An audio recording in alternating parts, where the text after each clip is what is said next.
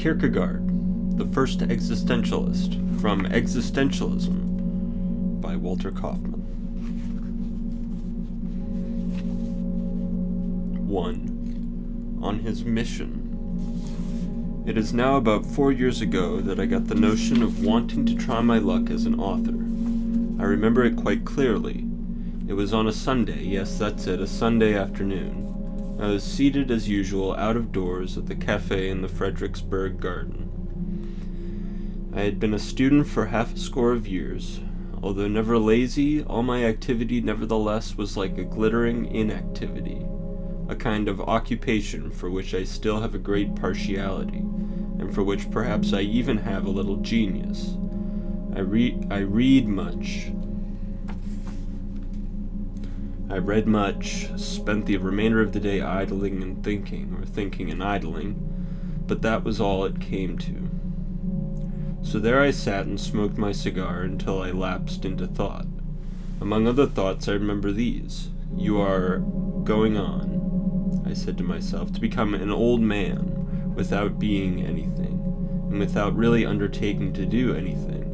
On the other hand, wherever you look about you, in literature and in life, you see the celebrated names and figures, the precious and much heralded men who are coming into prominence and are much talked about, the many benefactors of the age who know how to benefit mankind by making life easier and easier, some by railways, others by omnibuses and steamboats, others by the telegraph, others by easily apprehended compendiums and short recitals of everything worth knowing, and finally the true benefactors of the age who make spiritual existence and virtue and thought easier and easier, yet more and more significant.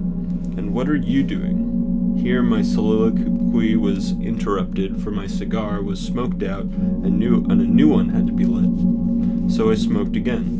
And then suddenly this thought flashed through my mind. You must do something, but inasmuch as with your limited capacities it will be impossible to make anything easier than it has become, you must, with the same humanitarian enthusiasm as the others, undertake to make something harder.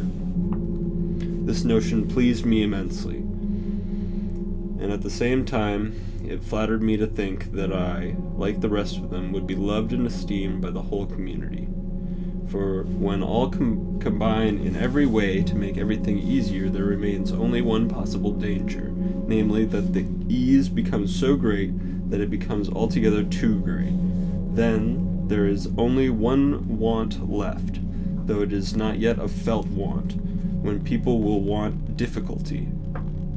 Out of love for mankind and out of despair at my embarrassing situation, seeing that I had accomplished nothing and was unable to make anything easier than it had already been made, and moved by a genuine interest in those who make everything easy, I conceived it as my task to create difficulties everywhere. So then, I am striving towards the exalted goal of being hailed with acclamation, unless possibly I am derided or maybe crucified. For it is quite certain that every man who shouts bravo shouts also periat, if not crucify, and that even without being untrue to his character, since on the contrary he remains true to himself, qua shouter. But even though my effort be misunderstood, I am convinced nevertheless that it is just as noble as that of the others. When at banquet where the guests have already overeaten, one person is concerned about bringing on new courses, another about having a vomitive at hand, it is perfectly true that only the first has interpreted correctly the requirement of the guests. But I wonder whether the other might not also say that he is concerned about what the requirement might be.